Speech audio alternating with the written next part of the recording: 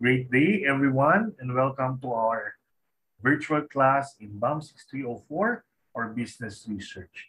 Today is week 7 of our trimester, and for this session, I will be presenting to you startup and capitalization. So this is the start of our financial feasibility. So let us see. Startup costs are the expenses incurred during the process of creating a new business. So mag-i-start pa lang tayo, mag-i-establish pa lang tayo.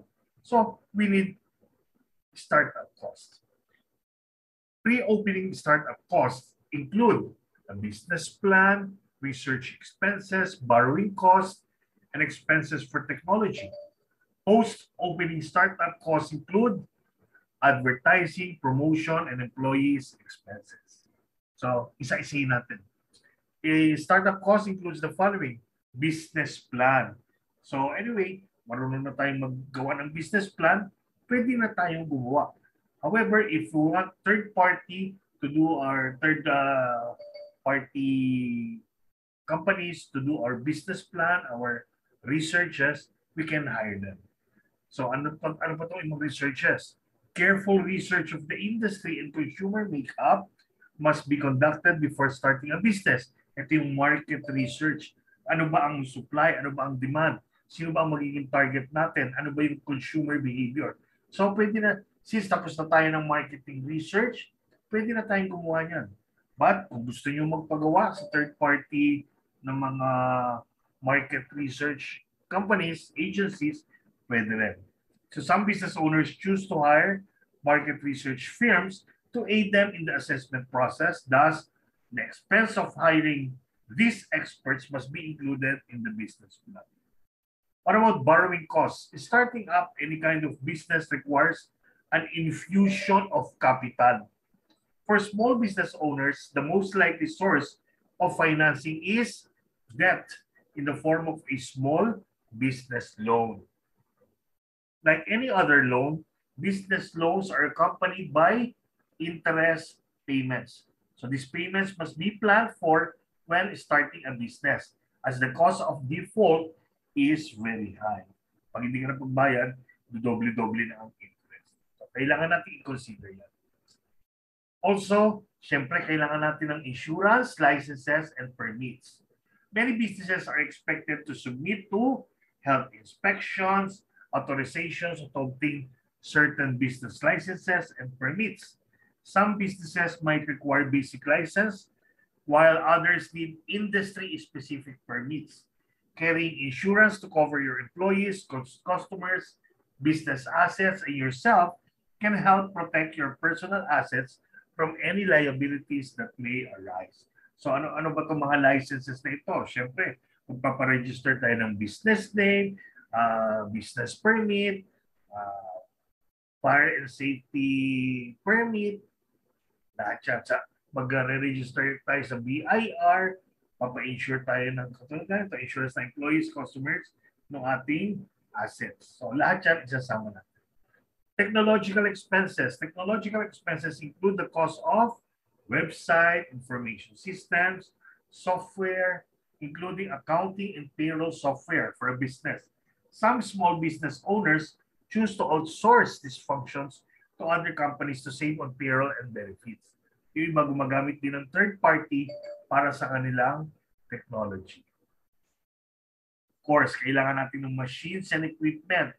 So proper office machines and equipment help businesses run like a well-oiled machine. Although each business may have specific equipment determined by the industry, there are universal technologies for the all office spaces. Each item works together to ensure duties can be performed in-house, which can save time and money. Examples ng machine and equipment: computers, printers, copier, facsimile machine, telephone systems, and others. Yung sinasabi ng mga industry-specific, for example, manufacturing tayo, hindi yung mga production equipment natin. Kung tayo naman ay nananahe ang ating production ng ating ay clothes, Hindi dapat may mga sewing machine, ayun tatawag na industry specific. Ano-ano mang machine and equipment na kailangan nyo doon sa specific business ninyo. Furniture and fixture expenses. Furniture and fixtures are larger items of movable equipment that are used to furnish an office. Examples nito, mga bookcases or libraries, chairs, desks, filing cabinets, tables.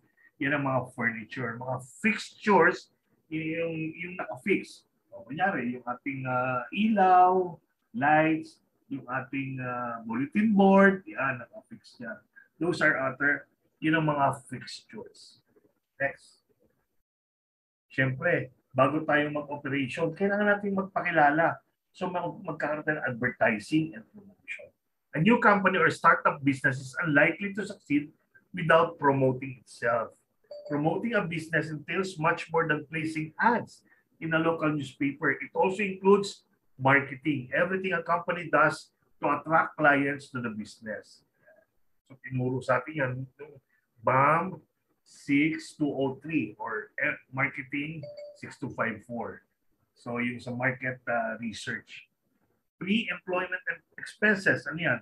Planning to hire employees must plan for wages, salaries, and benefits. Failure to compensate employees adequately can end in low morale, mutiny, and bad publicity, all of which can be disastrous to a company. Pre-employment expenses include medical, training, and other related expenses. Okay. So, titignan ngayon natin yan. Since financial, lahat yan bibigyan natin ng amount. Okay. So, hinati ko sa founding expense, capital expenditures, at saka yung other pre-operating expense. Founding expense, ito yung magtatayo pa lang tayo. Ano ang kailangan natin? So, kailangan natin ng professional fees. Kung meron tayong consultants, kung tayo sa mga abogado, papaano ho ba? Notaryo, lahat ng mga papeles sila maglalakad. Sabihin natin, 10,000 yan. Yan. Yung mga mag-a-apply tayo sa DTI or sa Securities and Exchange Commission, barangay permit, baka kailangan yan.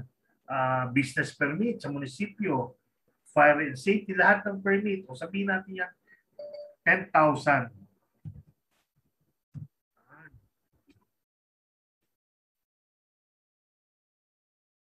And other founding expenses. So hindi pa natin nakasama, mag-alak tayo ng budget, 5,000. And then capital expenditure. Sabi nga kanina, machine and equipment, furniture and fixtures, and technological expense. So ano muna tayo? Machine and equipment. Yan. Doon sa aking business na pinangalanan kong Reyes Enterprises, meron akong delivery van, meron akong delivery motorcycle. So meron din akong air conditioning unit ng aking opisina, ng aking shop, at cash register. Yan muna ang aking mga machines and equipment. So, 850,000 ang aking kukuhaning van, Mitsubishi L3 utility van. So 850,000. Kung makikita nyo, dito Mitsubishi L300, pinangalanan ko. Pwede nyo ilagay dito, ano ba ang source ninyo? Ang source nyo dyan ay Mitsubishi Motors sa internet. Motorcycle, Honda TMZ 125. Sa motor trade ko naman ako yan. Pwede nyo ilagay dito, Honda Motor Trade. Kung ano ang source ninyo. Ito, dito sa Mitsubishi Motors. Internet yan. So, 55,000. Kailangan ko ng split type inverter na air condition. Nakakita ko 40,000 sa Lazada each. So, 2 times 40,000. Ito, yung cash register or your point of sale, 20,000. Machine and equipment. So all in all, meron siya 1 million agad yung aking machine and equipment. So, depende sa pangangailangan nyo, ilista nyo lang dyan, compute. And then, sabi dito, see details below, ililik lang natin yan dito. Equals, kung ano yung cell, ang sum niya. So, meron tayong 1025. Ito nakalimutan natin ay total, itong tatlong yan. So, equal sum, yun. So, 25,000 sa founding expense. Ito, sum of these three. So far, 1,000,005. Punta tayo sa furniture and fixture. So ito, nag-canvas ako sa Mandawi Furniture Store. Pwede kayo mag-canvas sa SM Online, kung saan man, sa Bleams, kung saan-saan mga store na nagbebenta ng furniture. So, kailangan ko ng tatlong office desk or office tables. Nakakita ko ng 5,000. So, 3 times 5,000. Yan. Office chairs, of course. Meron kang table, meron kang chairs. 3 times 3,000. Visitors chairs. So, kailangan ng 2 each. So, 6. 6 times 2,000. Shelving and storage. Ito yung mga bookcases, tsaka yung mga filing cabinets. 4 units. 4 times 3,000. Yun ang budget dyan. Sala set. Siyempre, yung aking reception area, meron akong sala receiving. So, meron yung sofa, 3-seater, 2-seater, 1-seater, may center table, at saka side table. 20,000. Siyempre, habang nag-iintay sila, habang nag-discuss na, may TV set. So, may 30,000 ako nakita sa SM online department store. Reception, 10,000. Display rack ng aking mga produkto, 10,000. So, again, magkano ang total ng aking furniture and fixture? 118,000. So, lagay ulit natin dito. Equals. Ito ay gumagamit ng Excel para madali na ang formulas, linking. Katulad nito, magbago ka rito, gawin natin 900,000. Tignan nyo, magbabago na agad yan. Kasi nakalink. So, magiging 1,055. So, isang bago na, balik natin sa 850. Bago na rin siya. Next, technological expenses. Everything about technology. So, laptop. Yan ako nakita sa PC Express. 2 times 35,000. Yan, kailangan natin yan. Multi-purpose printer. Isa lang yan. Magkano 10,000. Multi-purpose, ibig sabihin, pwede rin siyang printer, copier, scanner, tsaka facsimile machine, all in one.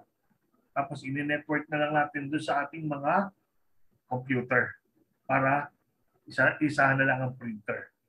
CCTV, 15,000. Paggawa ako ng website from a third party na gumagawa. So, 50,000. Windows, 8,000. May nakita ko sa PC Express.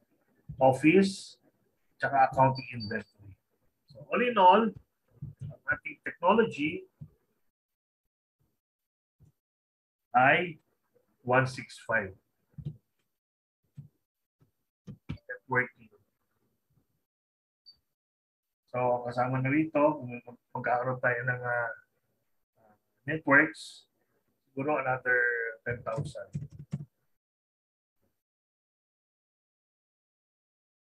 So, equals, ililig lang natin siya. Technological expense. So, 25 founding, capital expenditure. Yan.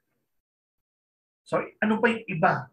Diba? Sabi, pwede kayo magpagawa ng business plan, ng market research sa any third party na marketing agency. Sabihin natin, 20,000.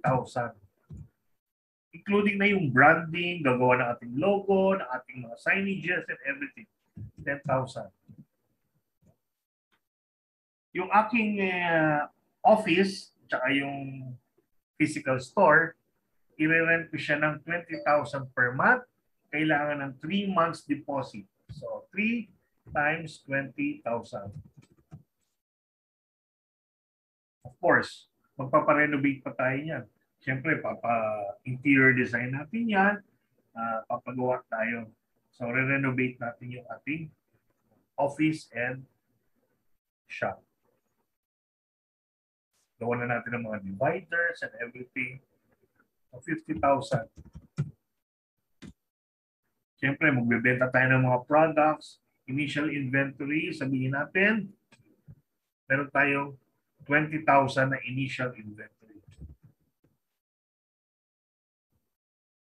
Advertising and promotions, 10,000. Pre-employment, pamedical natin sila, orientation, training ng ating mga trabahador, etc. 20,000. At kung ano man yung nakalimutan natin, sabihin natin 10,000, contingency. Yun. Magkano na? Equals sum of all of this. Yun. So 200,000 eksakto. So total ng startup cost ay this, plus this, plus this. Enter. So kailangan ko ng 1.5 million. Okay? E magkakano lang ang capital?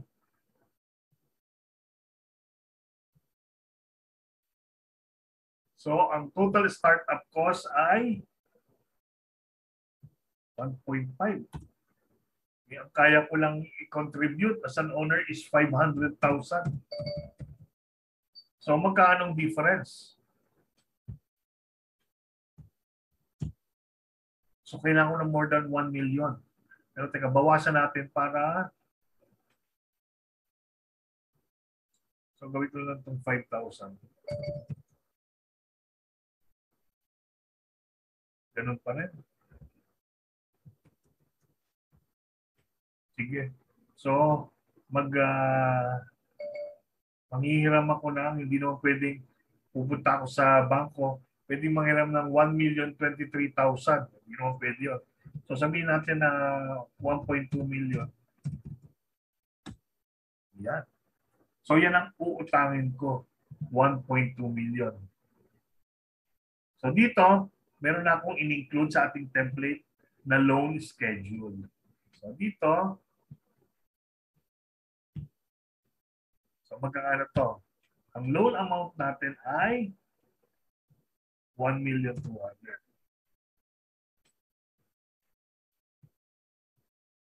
Yan. So, annual interest rate, 6%. So, regular rate, 6%. Kung makakuha tayo ng lower, maganda. Pero kung higher, medyo madugo na yun. So 6% is the legal limit. Loan. Ilang years kung babayaran yung 1.2? Pwede kayang 5 years? Pumayag yung bangko, 5 years. So kailan yung first payment due?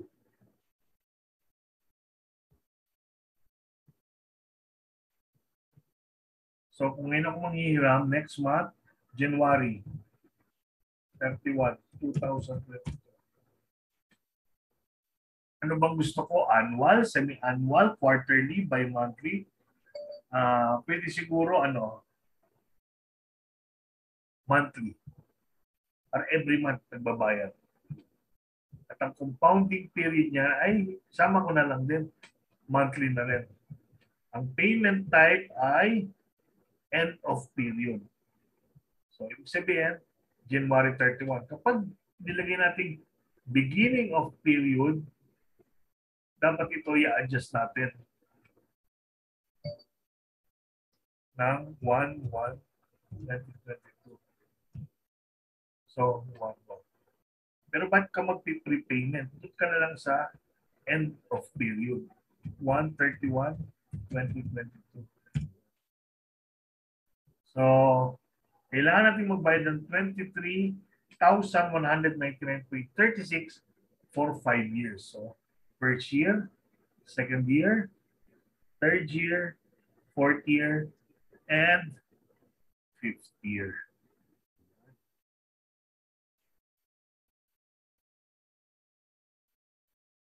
Yan. Balik tayo sa startup. Of course, dun sa ating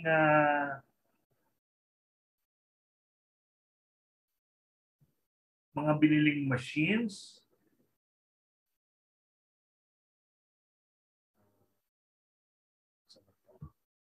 ayan, machines, furniture, and fixtures, nagde-depreciate yan kung ilang taon. So delivery ban, sabihin natin, yung ating ban, pwede yan ng 10 taon. Ito ating motorsiklo, sige, 5 years para pwede natin palitan yan. Air conditioning, 5 years. Cash register, 5 years. Office table, 10 years. 10 taon yan magagamit. Hindi naman basta-basta nasisira yan.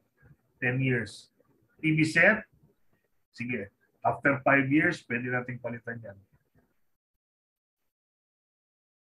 Laptop, kaya ng 5 years. Multipurpose printer, 5 years, 5 years. Itong Windows, kung gusto niyo palitan after 3 years.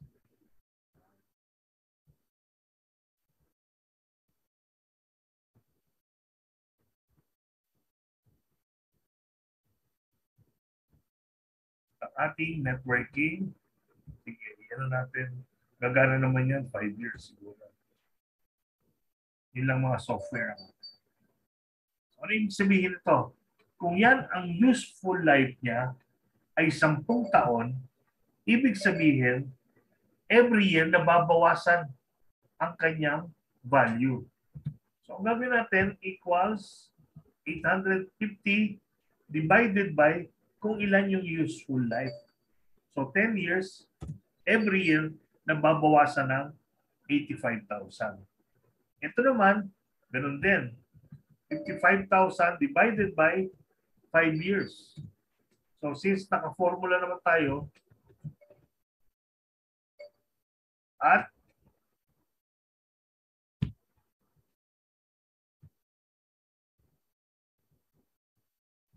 yan.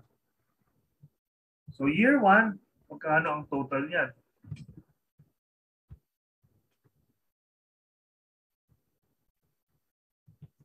Sum.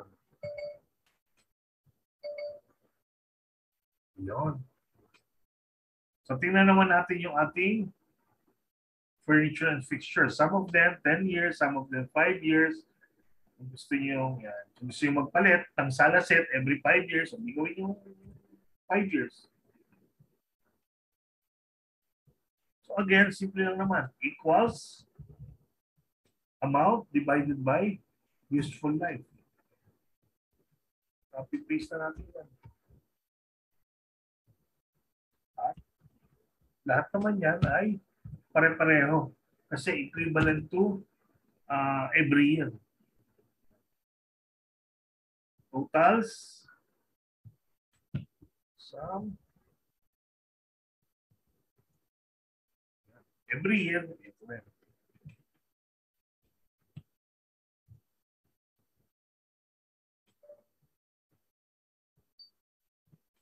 So, tingnan natin dito sa depreciation ng technology.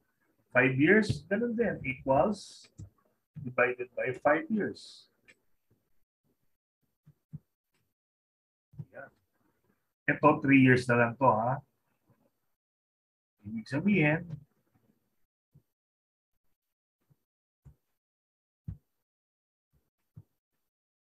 ito, good for 5 years. Kapag 3 years, 3 taon lang. Wala na ito. Total niyan ngayon ay yan. So dito, tingnan natin. machine and equipment, furniture and fixtures, technology.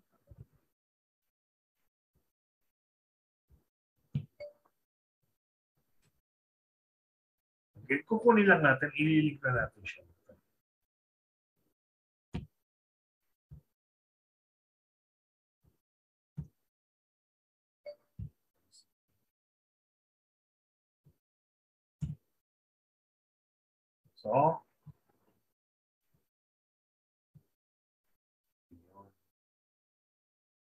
So first 3 years, fourth year, mababa dahil nabawasan na yung ICT natin. So kailangan natin to. So compute nyo na agad yung depreciation dito pa lang. So that ends our lecture, startup and capitalization. So we know already how much is the startup cost, 1.5. I-less natin yung capital contribution. Then yung difference for financing. And for financing, we can already gusto yung 3 years. 3 years. So, bayad kayo ng 36,506. Nasa sa inyo pa rin naman. Okay? So, sabi natin 3 years for the meantime. Okay? So, thank you for listening. We will continue next week for pricing and sales projection. Thank you very much. Keep safe and God bless.